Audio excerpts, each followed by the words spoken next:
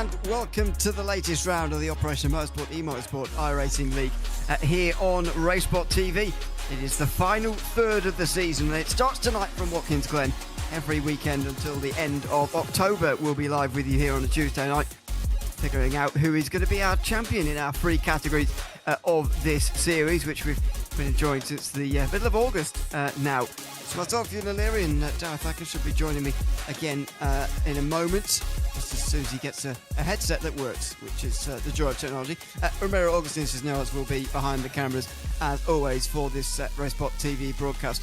As I say, it is round number 7 of 9 here in this championship, and we come to Watkins Glen for what should be a sort of technical circuit run, really, to the end of the season, after we have Road America for the 5th round of the championship. Since then, it's been all pretty technical with Mid-Ohio last week, and then Watkins Glen this week, Mosport next week, and VIR to end the season as well.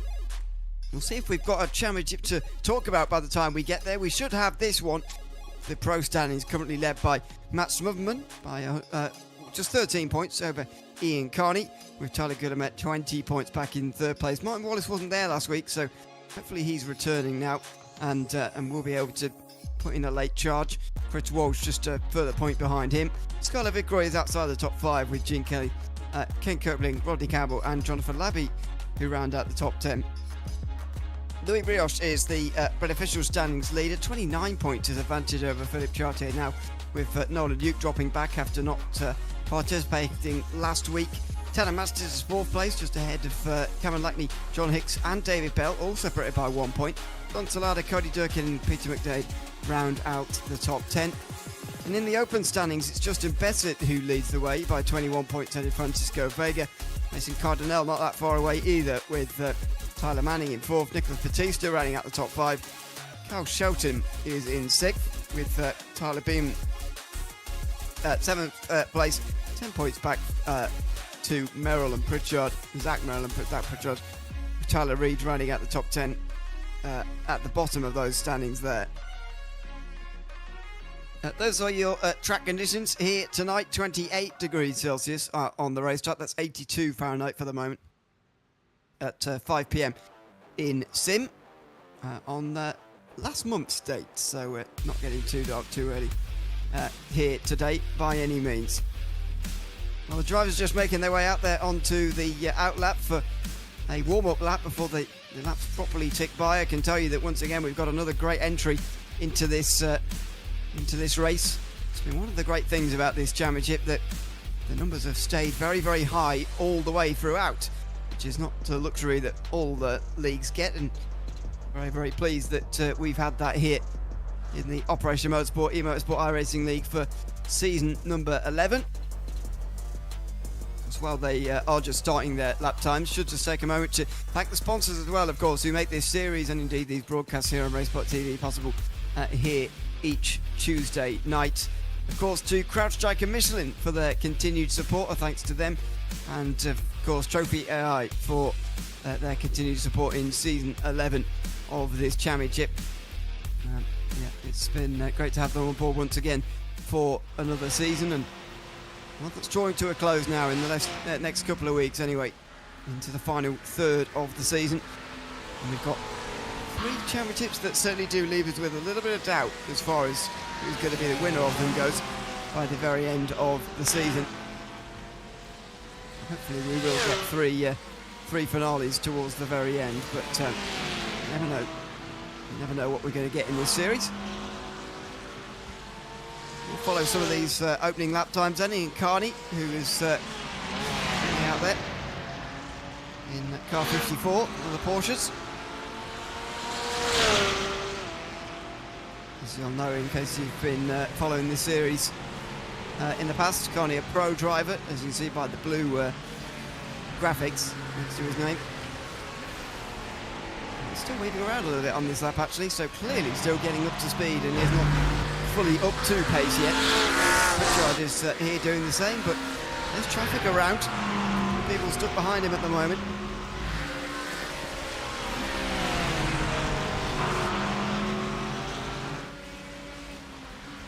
The final corner for Pritchard, and over the start-finish line. 38.3, that says. That's hard to believe.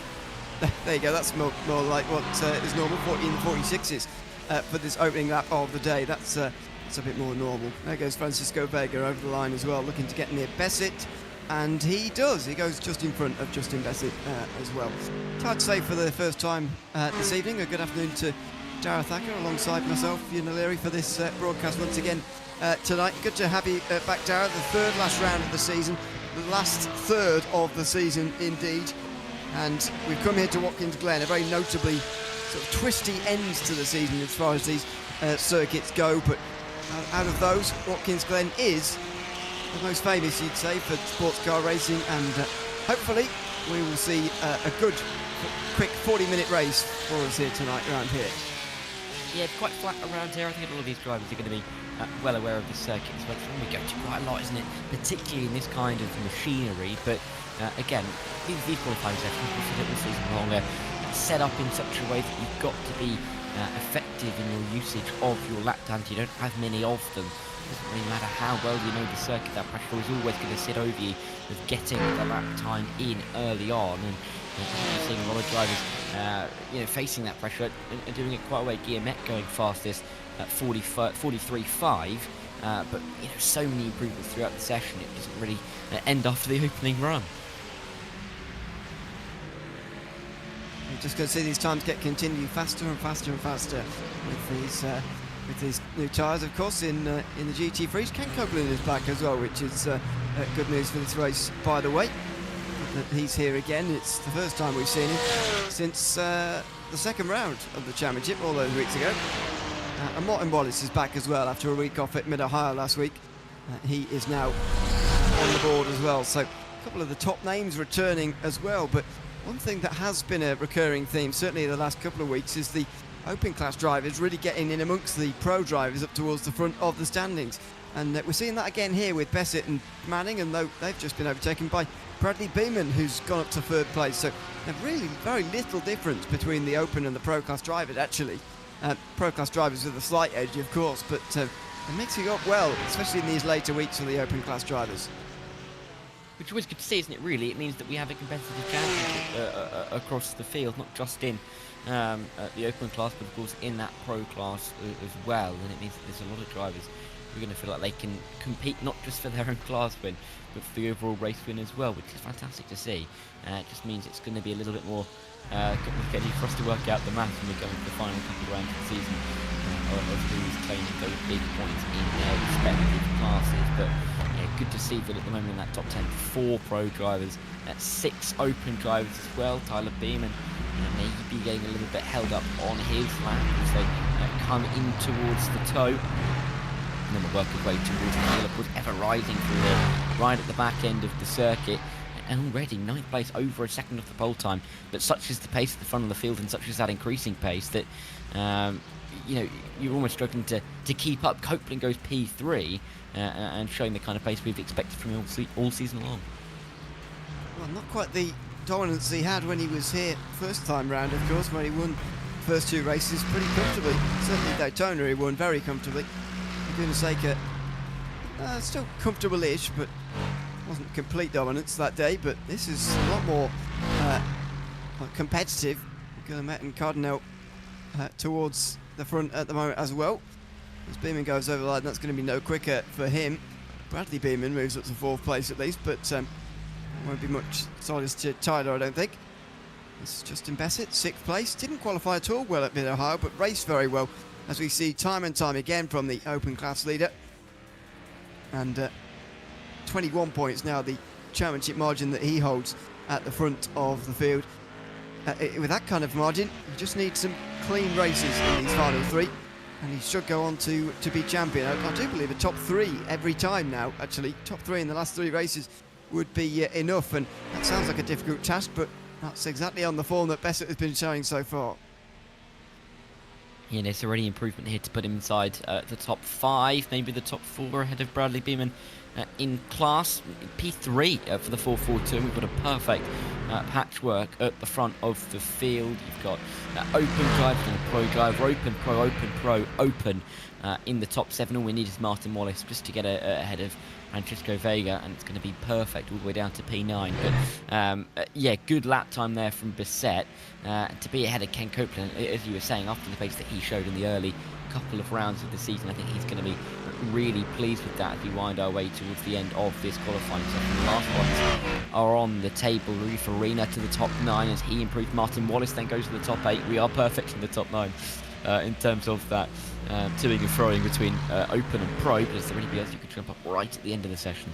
Oh, the pattern's ruined. Vega goes up to 7th place, just ahead of Manning, who you can see here might jump up himself. Oh, and he does. 2nd place. Good lap time from Manning at the end there. What about Tyler Beerman, who's just been knocked out the top 10? He's going to be back in it. 9th place.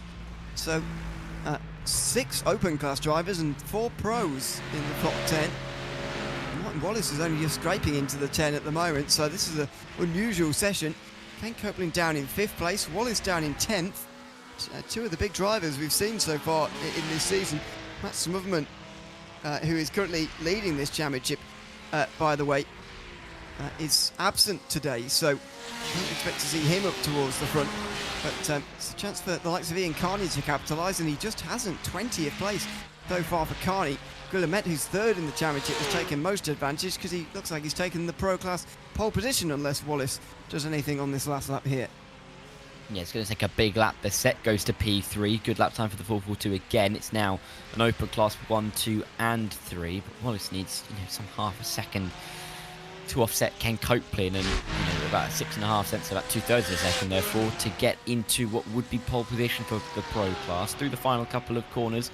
Just about going to keep it. Oh, is he? Oh, going very wide through there. You can clearly see him throwing it through these corners, trying to gain every single thousand. Is it enough for Martin Wallace? He's done so well this season, but he's had to really push at the end of this session. Is it going to be enough? Doesn't seem like it will be. He's going to say P10 in the end. An unusual session in so many ways. Oh, as Copeland moves up to the top of the pros right at the very end. Maybe that's a little bit more in line with what you expect on today. He doesn't move up to the pole overall, but he does get the best lap time in the pro standings, and Tyler Manning moves ahead of him.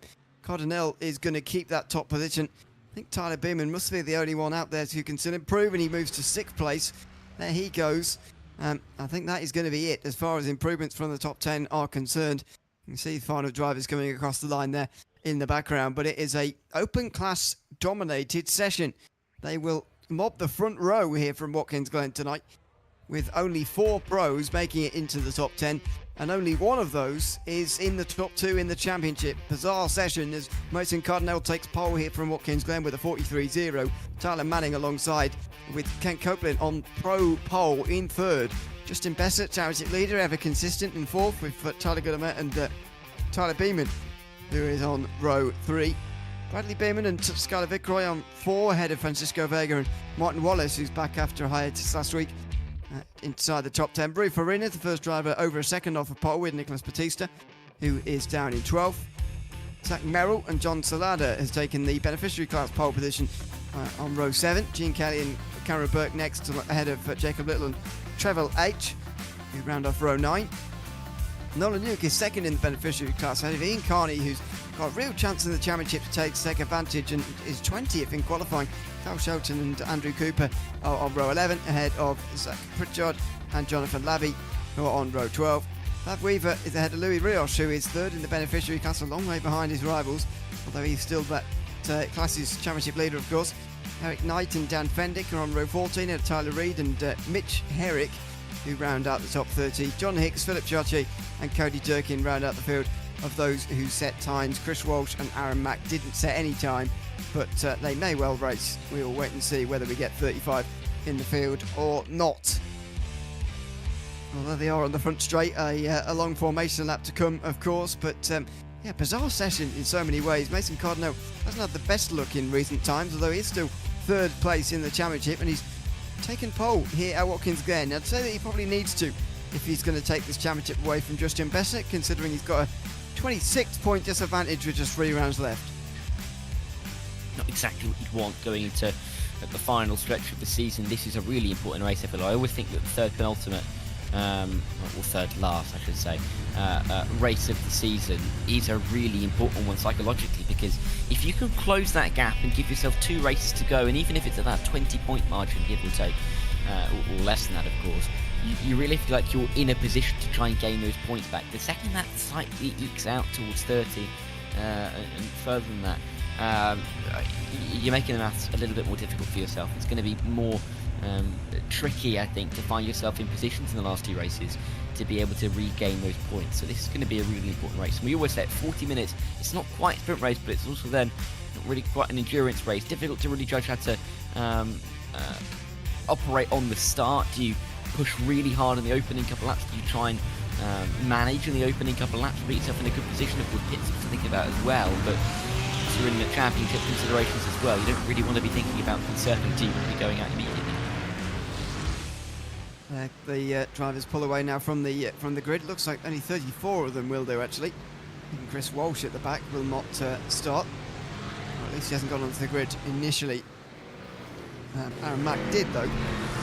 Despite the fact he didn't set a lap time in that qualifying session there.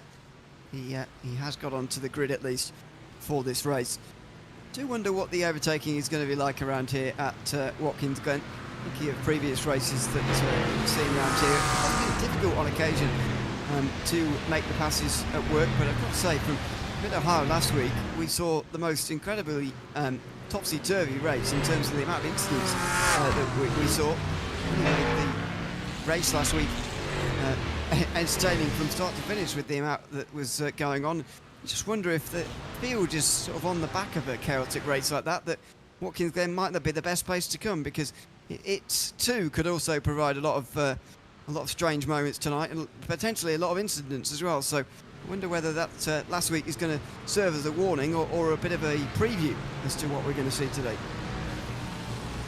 Yeah, and I think that's, I think as well at this stage of the season that what we've seen already really does give us a good indicator of where drivers may find themselves coming into this race, and where they feel like they're going to be able to get to, and how they feel like they're going to be able to race around a circuit like this.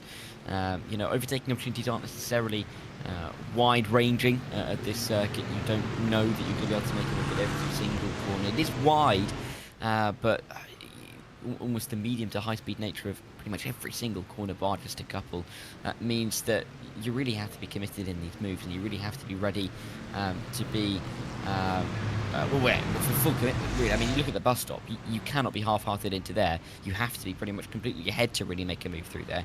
Even through the likes of turn 2 and 3, track narrows up. You've got to make sure that you're committed and that you have got confidence in the line that you're taking. So, yeah, I think this is going to be a test to see which driver is really going to be the one to be confident in their own ability and in their racecraft to try and push on for the race in the championship. Going to be a very, very telling race. Very interesting one here from Watkins Glen. As I mentioned earlier in the show, still 2 more rounds to go at the end of this one. They are from over the border in Canadian Tire Motorsport Park, and then back to Virginia International Raceway to round off the season. Coming just in a couple of weeks' time, of course, as the drivers now race to actually catch up to the back of the train. It's quite technical, and you do have to do a bit of catching up, and you've seen that in a couple of the cars a little bit further down as they get ready for the latest round on the Operation Motorsport eMotorsport iRacing League here from Watkins Glen. It's an all-open class front row here, rather bizarrely, at Watkins Glen. Let's see how they get on as they race up towards the start-finish line. They're not going just yet. Got to be wary in the midfield of that as they stack up. You can see this the fanning out in the background to 3 and 4 wide already as some drivers caught off guard. Charlie Guillemette, he's going to go for the lead. Oh my word, that would be great from 5th place. He's going to just tuck back in on row 2, having settled for a couple of places gained, but it's not on one of the open class drivers who lead the field on the way towards the hill for the first time. And there's signs of trouble as they look at the background. There might have been a contact there with that BMW, but they get through cleanly for the moment. Do they get through the narrow section? It looks like they do. Tyler Manning leads ahead of Mason Cardinale in towards the bus stop for the first time. Yeah, and will defend. It's a slightly defensive line, so he's not going to take all the speed that he could through the bus stop as our race leader, but it doesn't matter. He has defended well and will come away with the lead. We'll look to pull away from now. Tyler Guillemette right on the back of Mason Cardinal, who struggled through the carousel, but he's not going to be able to take advantage, or is he? Oh, very close as they make their way in towards the back end of the circuit. Downhill, of course, before you get in towards the toe. Outside line there for Mason Cardinal. Incredible run right around the outside of that corner. Can he walk it all the way around? 180 degrees of rotation, difficult to hook it up on the exit on that outside line, but he has gone right the way around the outside. What a move if he can pull this off. Still side by side for the lead between Cardinal and Manning, and Guillemette is going to try and follow through here as Cardinal is overtaken by Tyler Manning at the front of the field, or re-overtaken. It's Guillemette now on the outside line. It's a long way round though at the left-hander here. Will try and stick there though, and he has done. This is what happened on the start, by the way, for Aaron Mack. I said it, there was no trouble over the top of the hill. That wasn't entirely true. A few guys at the very back of the field getting caught up in that very famous section there over the top as Cardinal continues to defend. Guillemette has got him all kinds of the different lines at the moment. Flashing the lights as well from Guillemette, who either wants to get through or wants Manning to get on with it. Yeah, clearly, at the front of the field. Guillemette looking to get down that inside line, and Cardinal for being momentarily in P1. Oh, was there... bang, sideboards. They were nearly inside each other for a moment there. Not too sure what happened. But Ken Copeland is just going to hope to not get himself involved as well. All of his battling has allowed Tyler Manning to get a full second away at the front of the field. Tyler Guillemette the one to take up the mantle now, and Ken Copeland may have a go, but yeah, he's going to be delighted that he was, defending for the lead half a lap ago, and all of a sudden has real clear daylight now between himself and anybody behind him. Yeah, absolutely. Any early gap like that is going to be pleasing. This is not good news for Thad Weaver. Goes for a spin. That's the outer loop. Chartier, one of the beneficiary class drivers who's there or thereabouts in the championship, has not had a good first lap either. He was caught up over the top of the hill actually. That's why these guys had seemed so far away from the rest of the field. Herrick certainly was involved. He's some important components, I think, in that front right. As we saw a spin in front, he also went wide. This guy's got through the opening lap, or at least the first sector, without trouble. But it was the middle sector where things would go wrong, and Labby was just clipped there as they came through the toe of the boot, and that is a stack up on the inside as well. So plenty going on further down in the way of incidents. Oh, and wow, that was close to another one. Yes, it was. Difficult to really see through there. Difficult if when you're the driver behind an incident like that to be able to come through. Particularly this part of the circuit where it's blind until most of the way around that corner. Tricky, but they were able to avoid it. That last time by, Tyler Manning has extended his margin by 0.4 of a second to Tyler Guillemette. Mason Cardinal still trailing him behind. Ken Copeland not really able to do much either. So Tyler Manning loving life at the front of the field right now. He is stretching his legs as he hoped he would. I think that's what he was hoping he would do on the opening lap as he made his way through the second and third sector. It was quite to be then, but the infighting really between Guillemette and Cardinal of who should take up the responsibility of going after Manning has allowed him to stay in front. You can see them bouncing their way through the chicane. Full commitment. You can gain so much time through that part of the circuit, because if you just take a little bit too much off the accelerator, you lose all of that time all the way through the carousel down into the chute as well. So really important to see the likes of Guillemette committed in trying to gain the time to catch up to Manning. John Salada fighting it out side by side, not really where you want to be right on the outside of the circuit. No, absolutely. As Batista has lost a couple of places from the beginning of this race,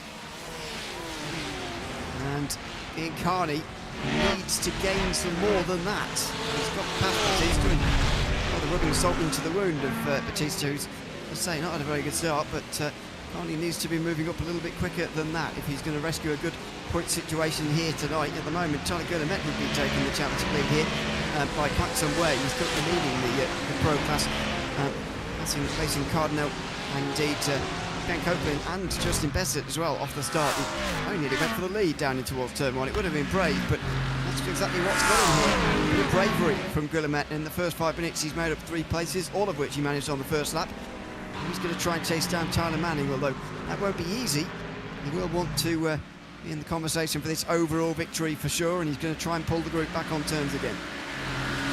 Yep, and he's doing a decent job in that at the moment, isn't he? We'll just have to see if this can work out for him. We're still early stages. I'll be interested to see how much these guys are pushing and whether that'll impact their pit stop strategy too much. Because we've seen drivers push it as far as they can in some of these races, as Tyler Beaumont goes for the move, gets around the outside, good move in the end.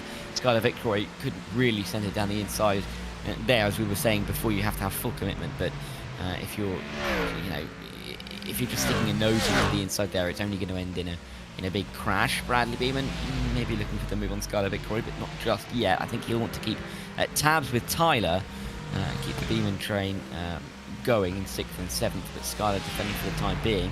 But he is losing time very quickly, isn't he? Yeah, certainly.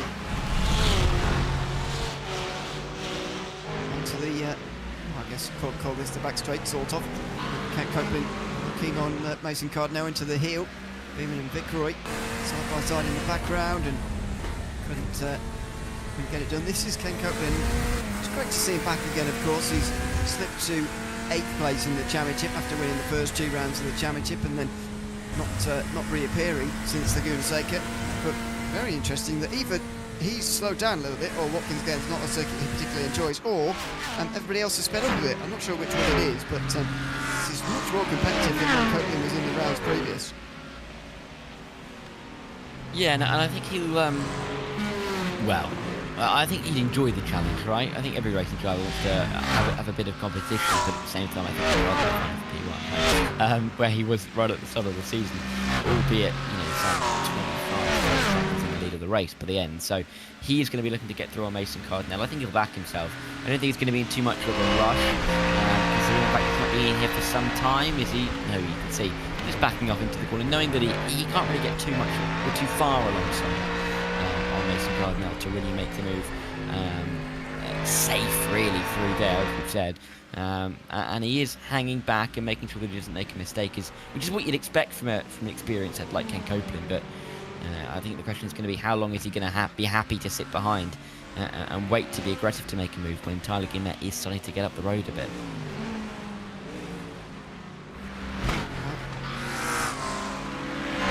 Just approaching a quarter distance in this race, and it's not quite been the plain sailing that has in the past for Copeland. He looks down the inside of Mason Cardinal there, but he can't make the move stick.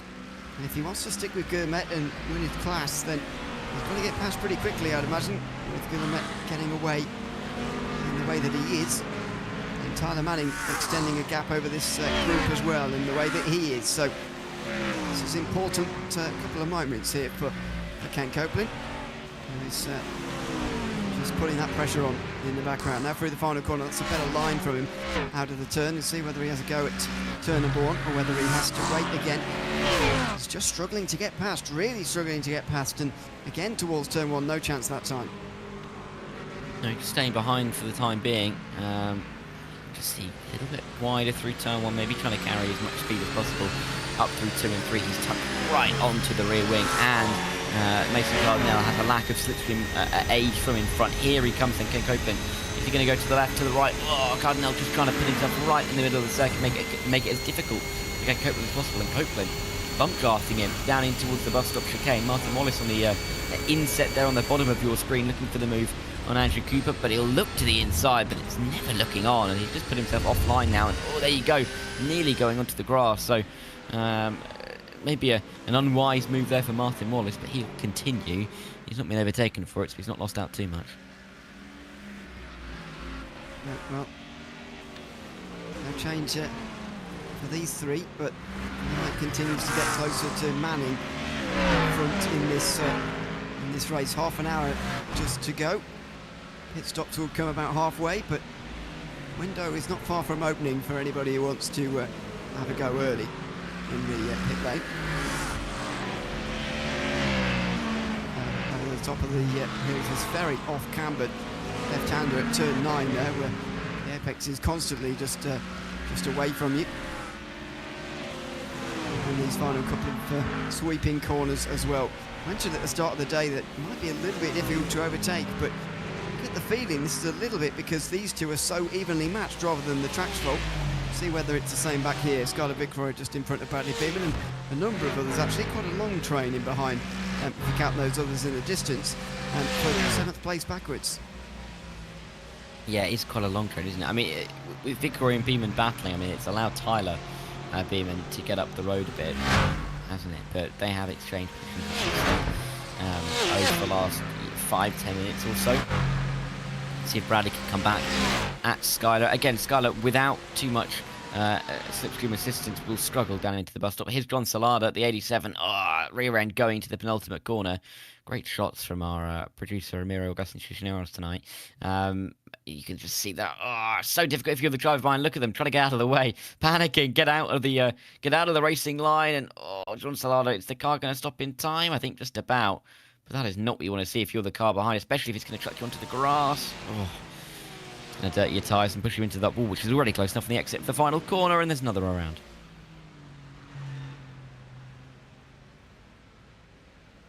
And Bradley Beeman down on pit lane joins a number of others actually who have already stopped at some point in this race. We've seen 8 now in the lane. This, though, is the battle for 3rd place, and finally Kent Copeland has gotten through on Mason Cardinal. He's not going to give up easily, but you can see why, because Bessett is catching up quite as quickly. This is Beeman meantime. Contact out of the outer loop, and that's why he's ended up in the wall and ended up in pit lane.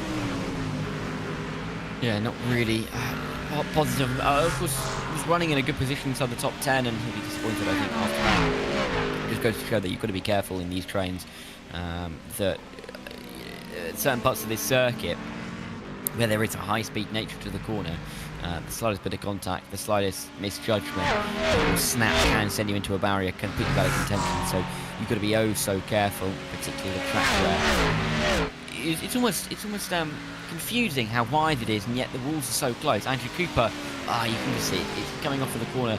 Andrew Cooper just running his own line, the slightest bit of contact, and a beam in there into the wall. It doesn't take much around here, does it? No, no. Well, this meantime is the battle for the lead between Manning and Guillemette. And Tyler Manning rather efficiently gets through on that bit of lap traffic there to keep Guillemette at a distance, but he's got to keep that going again and again here for another 27 minutes nearly, which could be very, very tricky, to be honest, given the pressure he's already under. This is Philip Chartier. Meantime, he goes for a big spin through the penultimate corner here. A bit of air time as well. Luckily for him, the wall is a long, long way away from the barrier down there, but nevertheless, he's ended up in the pit lane, nearly in 30th place all the way down the field. Yep, and so many drivers now with a couple of mistakes starting to creep in. We've seen a couple of spins on the replays, we've seen a couple of little bits of contact. Drivers are just looking to try and eradicate that from their race at the moment. Martin Wallace is looking to keep himself ahead of Andrew Cooper. Push up towards Skylar Victory. He's currently P4 in class. Class podium is dangling in front of him at the moment. You can see Skylar Victory very much in his sights, only about a second and a half behind at the moment. He's going to be wary of Andrew Cooper and Francisco Vega, who themselves are finding with a P5 and 6 in their respective class as they run through turn number 1. We're already nearly halfway through this race. There's just, these races are so fast that you blink and you miss it, really. But for the front of the field, Manning and Guillemette, how much are they going to battle between themselves, because they've got the respective class wins? It's going to go back to that conversation of what matters more, class win or the overall race win. Well, yeah, it does. In terms of points, absolutely no difference, but they are drivers after all, and they will want to win the overall race, I feel. But let's wait and see if they actually do. Indeed, how hard they're willing to push for it as well. In the grand scheme of things, Manning and Guillemette are both contenders, albeit Manning kind of outside contenders for their respective class championships. So they certainly won't want to give up those positions very easily as we got slow-mo through the chicane. It's very wide from Francisco Vega, actually, as he was trailing some of the others, but he's still there. Look at that gain, by the way, for Andrew Cooper, up 13 places so far into 9th position. This is the kind of start that Ian Carney really needed, but Carney, even now, it's still only into 16th place, only 4 places gaining for a driver who looks like he was going to take the championship lead at the start of the day with Smotherman not here. It's not quite as quick as you'd expect to see from a championship potential leader at this circuit here so far, anyway. Yeah, and I think it's interesting. Like we said, this is a circuit that you'd expect drives to know very well. This is a track that we go to so often, you know, particularly on iRacing officials at Watkins Glen, because it is that known entity. It is again it goes down to it's a wide circuit where you can make overtakes, so it's a track that I think is used quite a lot. It's popular in that way. Very nice flow to the circuit, so it's a good one to drive, but therefore almost even more critical that we're seeing Carney struggle that bit more. A driver who's been up towards the front of the field in all the races so far at more technical circuits. Maybe the fact that, you know, more drivers have been here, more experience around this circuit means that just a higher rate of competitiveness in this one, but I mean, he's going to be finding his way through. I guess the positive at the moment for him is that there are some tight drivers, or there is not many seconds between the drivers right up to P8 in front of him for the time being, less than 10 seconds between himself and P8, which means there is room to work into, but they're also not bunched up in a way that makes it difficult to overtake. Yeah. Burke is trying to break through this stalemate at the moment. It's a very, very large group. Batista, the one just in front here, and just in front of him is Rui Farina, who needs to be looking at his mirrors here, because there might be a two coming down his inside. Well, there's only just the one, but gives the space on the way towards the heel of the boot. Comes around the outside and will keep the pace. Burke looks to see, he's effectively being blocked, but not when you think about Batista's trying to make his own moves here. It's the difficulty of being at the back of a group like this. You are generally being blocked by a driver in front trying to make some moves here. Around the outside for Farina, who keeps 16th place, and sort of accidental defending there from Batista, really, because Burke just couldn't get through with Batista weaving around trying to make up the places like that. And Batista, I mean, keeping the position in, you know, any way possible, really. Cameron Burke right behind him to try and find his way through. Farina just up in front. Is there any good chance out of turn one? Can anyone get that driver? It doesn't really seem like there's been many drivers in the trains that have been able to capitalise, but Cameron Burke looks like he's got a fantastic exit to the opening corner as they run their way in towards the bus stop. You can just about see him looking for the outside line, maybe looking to get to the inside. There he is for the bus stop. In all of that, Francisco Vega past Andrew Cooper for P9, and we're going to see a second move at the bus stop this lap. No, not quite. Gene Kelly through there as well. Look at this three-car battle. Kelly involved. That's the first time he's been in the top 10 today. Yeah. So, trying to complete that move, and does so towards the toe, I think. Well, not quite absolutely confirmed. No, Andrew Cooper goes right round the outside and stays in front of Gene Kelly. So, that was not all done just yet, and Kelly not quite in the top 10 for an extended period of time anyway. And will frustrate him a little bit. Oh, Vega over the curve. We saw this a couple of laps ago actually from him. He's slowing down now, sort of on the racing line. Not advisable to do this. Trying to serve his slowdown while also defending, and it's quite difficult to do that, but it looks like he has actually got away with it this time. He somehow kept ninth through that.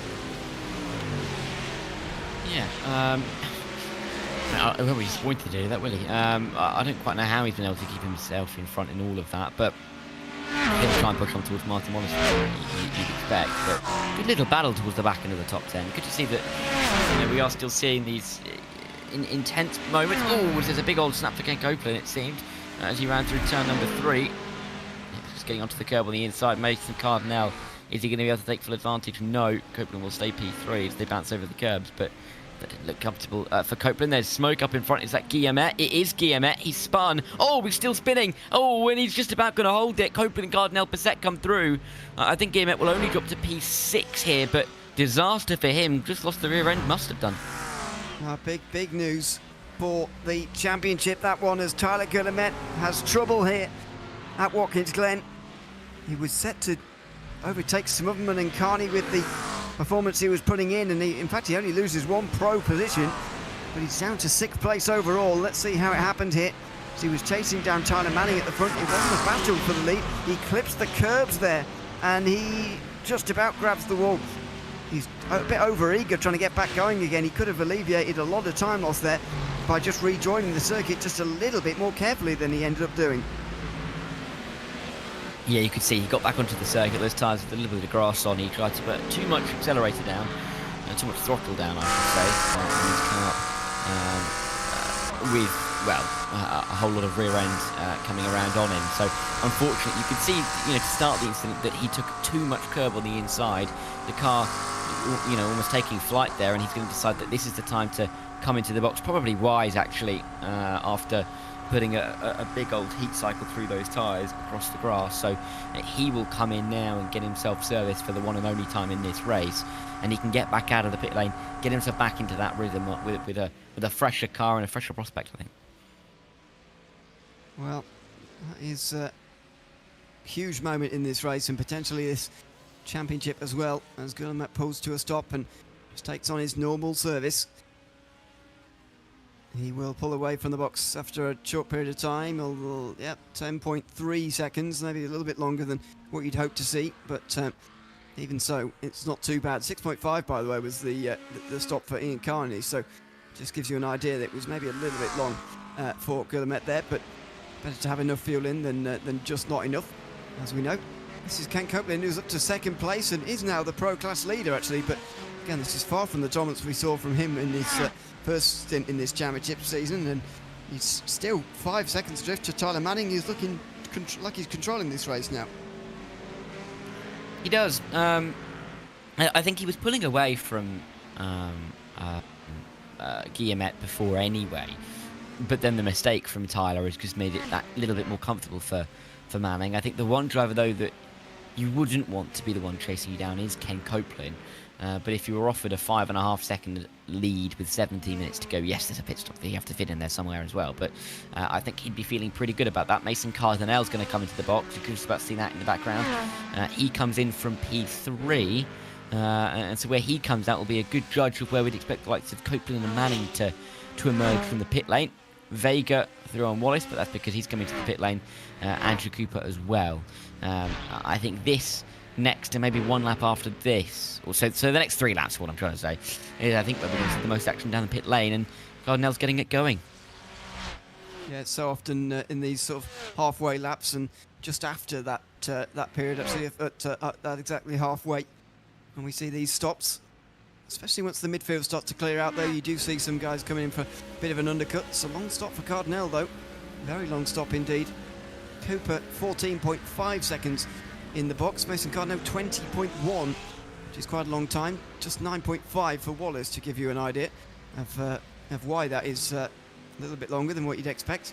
Cardinale now behind Tyler Guillemette, so it gives you an idea of where he's going to end up. That's Rui Farina taking too much speed through the bus stop chicane, and he will have a slowdown as a result of that. Again, a lot of people trying to sort of cleverly serve their slowdown without losing any places, but it's quite dangerous to do that on the racing line. Luckily, Batista saw that coming, went right round the outside and gets into the top 10. Yeah, and again, it goes back to the idea that this is a wide circuit, but it feels very narrow indeed, especially in moments like this. Farina, you're going to see that car's drifting wide, and you don't really want to try and make the corner at that point, because you'll either put too much lock in and the rear end wants to step around, or you'll bounce yourself over that curb. That curb on the right-hand side, and bottom out the car, and then the rear end's gone completely, and you find yourself careering into a wall at well over 100 miles an hour. So good to bail out, I think, in the way that he did, given the moment at the start of the corner, but still not ideal. Tyler Beeman into the pit lane now. Manning, Copeland, Bissett, Victory, Vega, they've all gone through again, and so we'll go more than 25 minutes into this 40-minute race on their opening stint. Yeah. This is rather the norm in this series, really, as Tyler Beeman now pulls to a stop and will not go up on the jacks. Obviously, it will just be a short fuel stop for him. 10 seconds or less, hopefully less, but 10.1 is the pit stop time. Carney's pit stop time, by the way, is beginning to look very, very short compared to some of the others. 6.5 only in the box. He only pitted a lap before Jacob Little, for example, 2 laps after or before Cooper. Yeah, unusual, the shortness of that stop at the moment. We'll try and see whether that pit stop will take him all the way to the end of the race or not. As you can see, we're still waiting for plenty of them at the front. In fact, the top 11 are all still yet to come in. Tyler Beeman is the best placed of those who has made a stop so far, but he's now stuck behind Aaron Mack, which could be a bit of trouble as far as this undercut goes. If he gets stuck in traffic, then it's not much use being on a different strategy. But Manning is controlling this race, that's for sure. You wouldn't expect Beeman to be anywhere near Manning, really. Same for Guillemette, who's only a second or so behind Beeman. Currently, they're the first two of those who have already stopped, but it's about Tyler Manning, really, at the front, who now comes into the pit lane. I'm surprised that if he could have gone on further, he didn't, because, surely you want to use the clean air, but he's in now anyway. Yeah, maybe he had to pit. Maybe he was running low on fuel. Maybe this is strategy, but you're right either way. You want to take full advantage of the ability to push forward. I think maybe it's possible that he has run slightly lower on fuel because of how hard he was having to push in the opening stages just to keep himself away from the drivers in behind. But it releases Ken Copeland. We've seen Ken Copeland make good strategy in the pit lane already this season. We'll have to see if he can do it yet again. But Manning will come out of the pit lane in, well, what should be P9, so we'll stay inside the top 10. The issue is he's right behind that train of Nicholas Batista, Rui Farina and Trevel H. So it's not going to be the easiest place to get out of the pit lane from, because you want to put yourself into a little bit of clean air, even if it's just 1 or 2 seconds. Yes, they have to pit, but they can also hold him up in a way that's going to be detrimental if Ken Copeland can use this clean air to his advantage. Yeah, certainly. That's why I said I'm not sure I quite understand it, but if it works out, then fine. It won't end up mattering too much by the end of the race, but giving Ken Copeland an inch like this is a pretty dangerous thing to do. With the clean air that he's currently experiencing, and he might decide to respond now by coming in just a lap later. There is a bit of lap traffic in front, which is maybe what was encouraging Manning to come in as well. But Copeland is now rounding those final couple of corners. Does he stay right here? No. He's going to carry on. We have seen them get right into deep into the last 10 minutes, by the way, at times this season in terms of their final stop. So could well be a little while away from a final stop here from the likes of Copeland. Some of the others up towards the front. Just depends how long they fancy running the tank dry, because, as I say, they can go a pretty long way. They can, can't they? I mean, never really want to count your chickens for, but I think we're going to see a couple of drivers run right the way past that 10-minute mark. I say that. All that means is that they'll go one more than the end of this lap. Big mix-up. Batista's gone into the pit lane. Manning and H have come through. Farina's dropped back. I wonder if he got caught out by Batista coming into the pit lane there. Very likely. You come quite sharply off the racing line to make your stop. Tyler Manning made his way through on the 504 as well, the open class driver, down in towards turn number 1, so he's clear of that train and can now drive into clean air. The difficulty for him is 30.7 seconds off the lead. He came out about 29.2 seconds off, which means that Copeland's, I think, it's going to be right around him by the time he comes out of the pit lane himself. Yeah, let's see here. As Cameron Burke, meantime, has found the wall pretty hard out of turn number 1. Corner that's obviously gone through a lot of reprofiling in the time it's been on iRacing. It's been added since a very long time ago, at least 10 years I would say, but it's been very, very different down the years. Even now there is that curve on the outside which is not absolutely deadly, but if you spin to the inside like that, you will certainly find the wall very, very quickly, as is the case actually at most places at Watkins Glen, in fairness. Very often find the wall very, very quickly, as Rui Farina, Trevel H and Tyler Manning all fight here for 6th place currently overall. They're all open class drivers, by the way, still waiting for their pit stops. 10 minutes to go and they are still out there using that lower fuel to try and make a bit of speed while they can, as Vega now joins the others in the pit lane, having made his final stop, or he's making his final stop now. Yep, as he will now be the next one to come down pit lane. I mean, at this stage you're going to be wondering, you know, how long are they even going to stop in the box? We're talking, a couple of seconds. Let's see what Vega's pit time is. With about 10 minutes to go, it's still sat there. Maybe a little bit longer than I was looking. 8.6 seconds for him. We'll see if it can be shortened by anybody at all. Tyler Manning has lost time to Ken Copeland on that last lap, with a second. And you think Ken Copeland's going to have the advantage on how long he spends on pit lane, so it's looking good for him. Bassett as well, can he maybe fight with Manning towards the end of this race? It's difficult to judge exactly how far away they are going to be without knowing how long their pit stops are likely to take. But with what, 9 minutes to go, and we're lapping about that 90-second mark, we've only got just over a handful of laps left here, so chances to overtake are going to be coming down to a premium now. Yeah, and you've got to spend so long making the overtakes around here that that's got to be all factored in as well with the limited laps remaining. It's a very, very short race here in this series, that's for sure. And you've got to make use of the time that you've got. You've got to qualify quite well as well. And speak about that in relation to Ian Carney here tonight, we've seen a big twist in the Pro Class Championship here tonight, that's for sure. With Smotherman not here and Carney not really taking advantage of that. Guillemette not quite having a 100% great race either. It's pretty open now as to who's going to win the Pro Class Championship as Justin Bessett comes in. He's certainly shoring up the Open Class, leads by 21 points over Vega coming into today, but he looks pretty comfortable at the moment, just Bessett. Merrill also comes into the pit lane. Imagine we could see some more pit stops here as well as H and Farina both come into the pit lane. I believe that just leaves Gene Kelly and Ken Copeland, the top two, yet to come in. Indeed it does, and when they do, you'd imagine Tyler Manning will cycle out to the lead, although we're still not quite sure about Ken Copeland yet. Yeah, and you can see again that gap to Tyler Manning has come up by another near full second, 32 between Copeland and Manning. The gap when they came into the pit lane was about 5 seconds.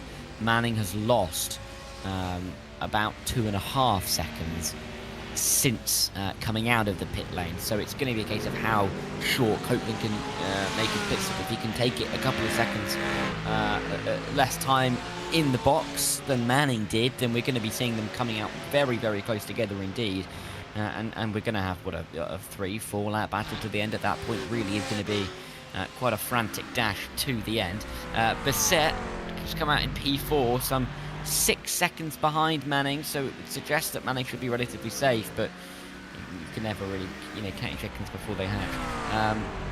We've got the battle of the Tylers for P5. Tyler Gumet in P5 in the number 5. It's quite satisfying, if you can say that. Yeah, it is. And we'll see how much longer it lasts as the last stops now do indeed happen. Ken Copeland is into the pit lane, and a few seconds later Gene Kelly will be as well. You'd think. Yep, there we go. The Ferrari also comes in, so the field now indeed officially is all having stopped. Dan Fendick hasn't, to be fair, but he is further down the field anyway. So will Tyler Manning come out in the lead or not? Ken Copeland 7.3 in the box, and he will make his way down pit lane now. It's going to be quite close, and it looks like with a 6.4 second shorter stop, Ken Copeland's going to be miles out front. Well, he was a bit quicker in terms of speed anyway, I think, Ken Copeland, because the gap was about 5 seconds before. That means it is about a 9.5 second gain. So about 2/3 of that, has come in the pit lane, and the other third in terms of speed. But it's going to be another Ken Copeland victory, is it, here, with a much better pit stop from Manning, who really was playing it safe there, making sure he wins the Open Class, gets to the end. Not interested in the overall victory, or if he was, he's made a big miscalculation here, because he's not even close to Ken Copeland. Yeah, it's a huge advantage for the 15 to have. After the pit stops, couldn't really see Tyler Manning in front of him before they made their pit stops, and now can barely see him behind him as they emerge from the pit lane. Manning in the end really hasn't lost anything in a sporting term, because he's going to get exactly the same amount of points for the Open Class win. He's just lost, I think, the pride of winning this race overall. If Ken Copeland is able to bring this home over the remaining, I think it'll be 3 laps, maybe 4, when he crosses the line. So, yeah, Manning, I wonder what Manning will be thinking if he, just shocked to see Ken Copeland, or not really. It is Ken Copeland. We saw how dominant he was in the opening couple of rounds, but I'm sure he'll be slightly disappointed, won't he, because he was in such a strong position, and to come up with the overall race win, and it just doesn't look like it's going to happen that way. Well, I've got to say I'm very surprised with that result, but there you go. It's not quite a result yet, although Copeland is surely at an uncatchable distance here. So looks like he's going to go on and win the Pro Class. Guillemette will be second ahead of Martin Wallace, who will be third. Guillemette and Wallace are going to gain a lot of points on Ian Carney, who's still only, he's even further down now, 21st in this race, over a minute down. So the reason I keep referencing him is not because he's the championship leader, but because I was expecting him to be by the end of the day, but it looks like it will be Guillemette now, and Wallace won't be too far behind. Louis Rios is currently the beneficiary class leader. He was third place by a very long way to begin this race, but now he's first place by quite a long way. Over half a minute, in fact. John Hicks and Philip Chartier, the others on the podium. It's looking more and more like Louis Rios' season to lose, in a season that has been all about survival, really, for the beneficiary class drivers. As I mentioned, he was nowhere near pole in the class, but just a clean race, and you'll very soon be up towards the front in this class. Yeah, it's not the largest class, is it? And just kind of mixed in the midst of the midfield, really. So you can get big swings very early on. Yeah, good job so far. Clearly being done by Louis Rios, who has had a very good race after starting in a difficult place. I mean, no one else is really close to him, are they, at all? He's got well over half a minute in front of anybody else in his class. It just goes to show that if you can keep it clean in that mid-pack and in that beneficiary class, you're going to be in an absolutely stellar position to come away with a race victory. There's only 2 laps to go as well for him to bring it home, or nearly 3, of course, because he's nearing a full lap down. But Martin Wallace will have 2 more laps to go when he comes out of that final corner. Ooh, careful though, that's wide through the penultimate. Everyone goes wide through their iRacing track limits. You pinged for that, didn't they? No, although they have changed the rules at turn 8, which I'm pleased about in the last update. The heel of the boot, as we... I thought that was slow motion, he was going so slowly. Weaver was just pulling out the way and trying to sort something, clearly. Something technical. He has since dropped a lap down, by the way, nearly 2 down, actually, on the overall leader. Ken Copeland, meantime, under a lot of pressure, suddenly, very suddenly, from Tyler Manning. And looks like we do have a race on for the victory here. 2 minutes to go. As you mentioned, that means not very many laps. In fact, just 1 more at the start-finish line. But for whatever reason, this has been such a strange race in so many ways. Copeland had a miles shorter pit stop. He was a bit quicker as well. But now that they're back out again, Manning has got right to the back of Copeland. And it looks like we're going to have a fight for the win. We'll really see how badly Manning wants to win overall. He must have backed off, Ken Copeland. He lost 3.4 seconds in the opening sector, and unless he had a big snap at turn number 1, I don't really know where else he could have lost that time. And of course we haven't seen it yet, so maybe he's just kind of maybe manufacture a bit of a battle for the win as we are about to find the white flag as we cross the start finish line and get onto the final lap of the race. But yeah, maybe he didn't quite expect to come out in the lead in the way that he was in the way that he did, and wants a bit of a battle towards the end of the race. Who can blame him, really? The pro leader, the open class leader, right at the front of the field, coming out of the final quarter. Surely he hasn't underfield, because he would have backed off more in that middle and final sector. But we've got 1 lap to decide this one. Copeland and Manning all of a sudden battling for the win overall. Well, this race has been absolutely full of surprises so far. That is for sure. The white flag waves, and is there 1 more left in the tank? Is Manning able to get past Ken Copeland for the victory or not? As the white flag waves, you can see the drivers further back just beginning the last lap of their race. A very dramatic race here from Watkins Glen. It's sort of been the opposite of Mid-Ohio, actually, where the sort of late drama here, as opposed to the early drama we saw at Mid-Ohio. Look at the way Manning closes through the outer loop, but the question's going to remain, with the best overtaking opportunity behind him, where he actually manages this now. Yeah, is there a chance down in towards the toe, or is he going to have to wait for the heel? Let's wait and see.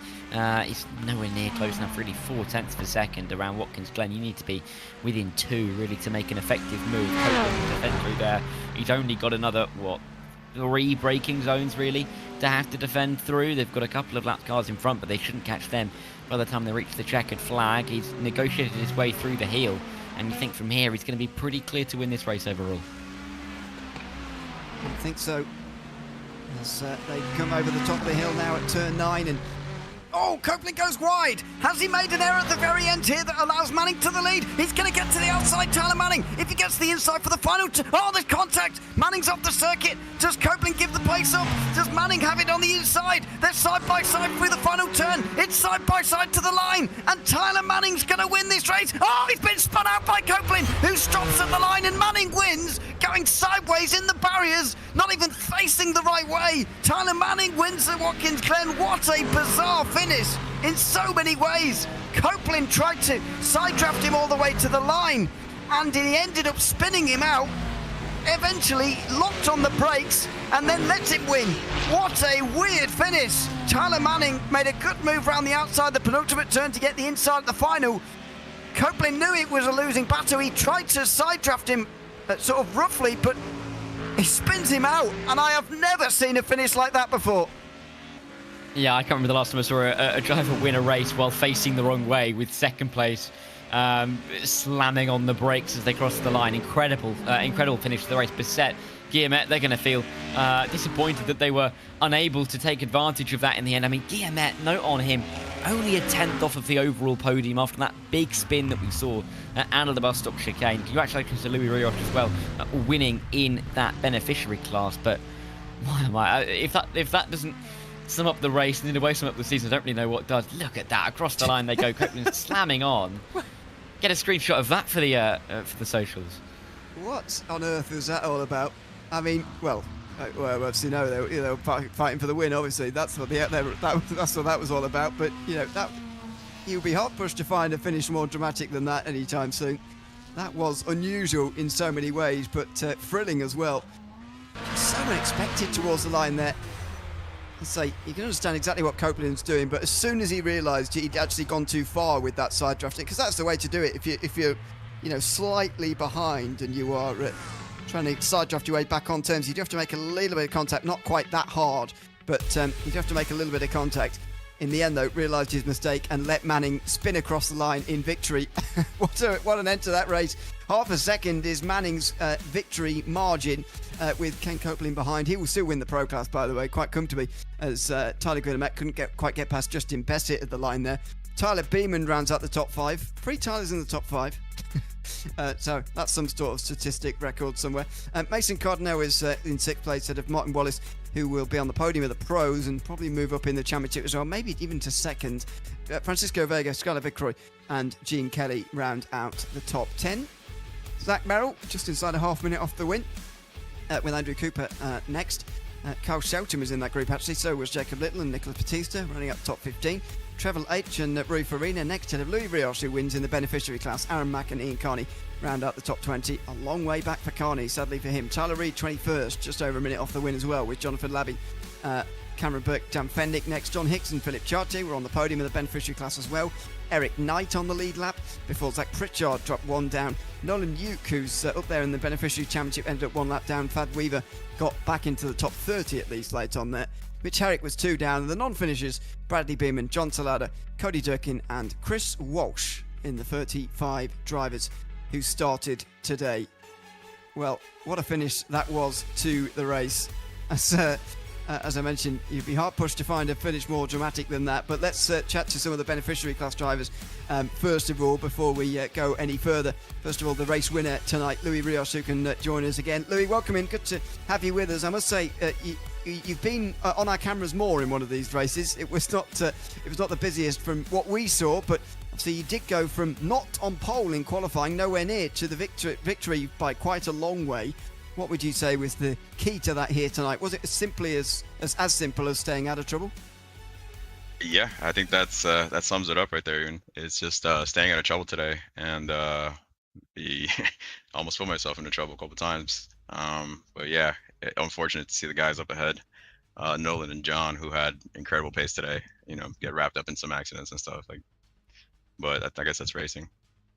Yeah, of course, and this furthers your championship lead now going forward into the next rounds to be over 30 points. Just what's your approach to these final 2 rounds now, knowing that it's not the big results, it's certainly not the victories that you need anymore? Are you still going to be going for those as you try and wrap up this championship? Definitely still going to be going for the victories. It's going to be about practicing these last few tracks just to improve. and to get a little bit more consistent. I think I've had consistency issues all year or all season when it comes to pace and qualifying. So yeah, just gotta tighten that up and do my best to keep it on track. Right, well, we look forward to seeing you again, obviously, in 1 week's time. But for now, thanks for chatting to us, Louis. Congratulations again on the victory in tonight's race. No, thank you, and for a fantastic broadcast every week, guys. I love watching this back, and thank you to the sponsors and to Opmo for putting this on for us, man. It's always a great time racing with you guys. Thanks very much. That's Louis Rios, the winner tonight in the beneficiary class here at Watkins Glen in the Operation Motorsport eMotorsport iRacing League. We'll just carry on with the beneficiary class drivers next with Philip Chartier now as well. Philip, welcome in. Good to have you with us as well. A podium finish for you tonight in the beneficiary class with a third place, but a chaotic race for those in the mid-pack. Just tell us a little bit about it from your perspective, how you survived tonight at Watkins Glen.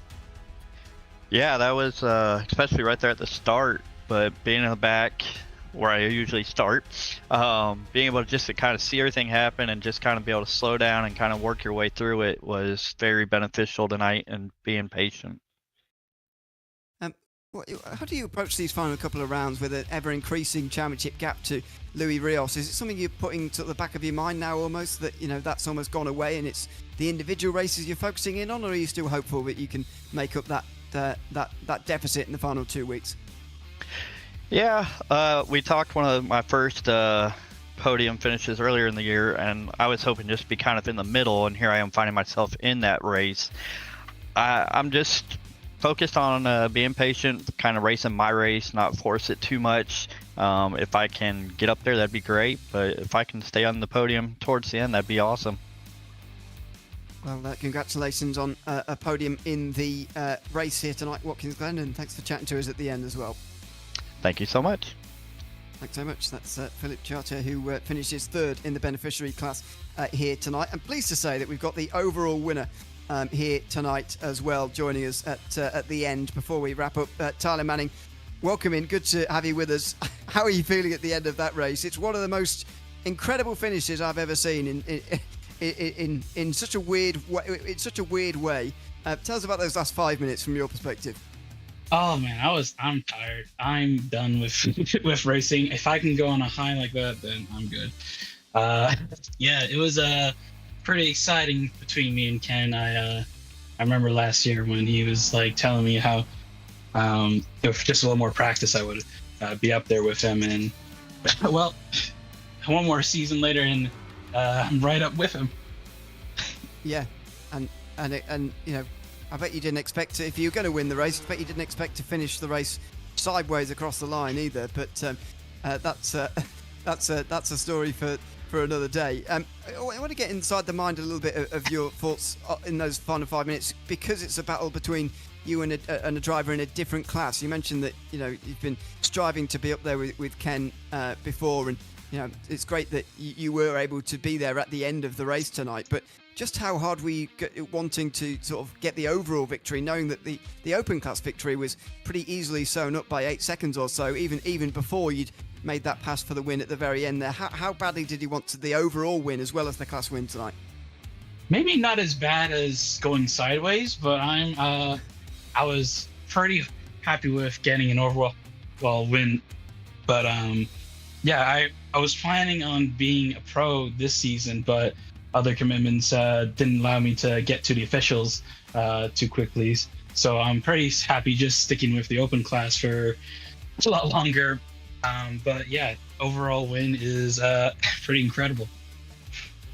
Yeah, well, congratulations on that overall win. It was a great race to watch at the end especially, and thanks for coming to chat to us at the end as well.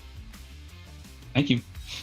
Thanks very much. That is Tyler Manning, who wins overall here tonight at Watkins Glen. I think that will be just about it for us in terms of interviews tonight. But Darrow, what a finish that was. We'll be hard pressed to get a better finish than that in the last 2 weeks. In fact, in any series you're likely to watch in the next few weeks. It was a bizarre finish in so many ways, but very, very entertaining final moments. Here they are again on replay. Copeland in the Corvette, Manning in the Aston Martin. This is one that will live long in the memory. Yeah, it's so confusing in many aspects all the way through the race, but even through the final corner.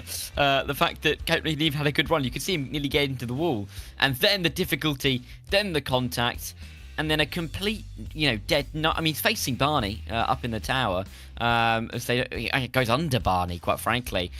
Incredible finish. I mean, Manning, you could hear it there. He was... don't know whether it was happiness or confusion or all of the emotions rolled into one, but he's going to have to carry it through because there's not a long break before we get to our next one, is there? Absolutely. It is 8 p.m. Eastern for the next round of this championship at Canadian Tire Motorsports Park on the 21st of October. I will say again, a reminder that clocks are changing around this time of year, so make sure you check what time that actually is in your area, but it's 8 p.m. Eastern time on October 21st. That is the next round of the Operation Motorsport eMotorsport iRacing League, coming to you live here on Raceport TV from Mosport. Hope you've enjoyed the show here tonight. It's been a great finish to this broadcast, and as I say, hope you've enjoyed it. I've been Ian O'Leary alongside Darragh Thacker with Ramiro Augustin Cisneros behind the cameras. Until we see you over the border in Canada for the next round of this championship in exactly 1 week's time, it's goodbye for now.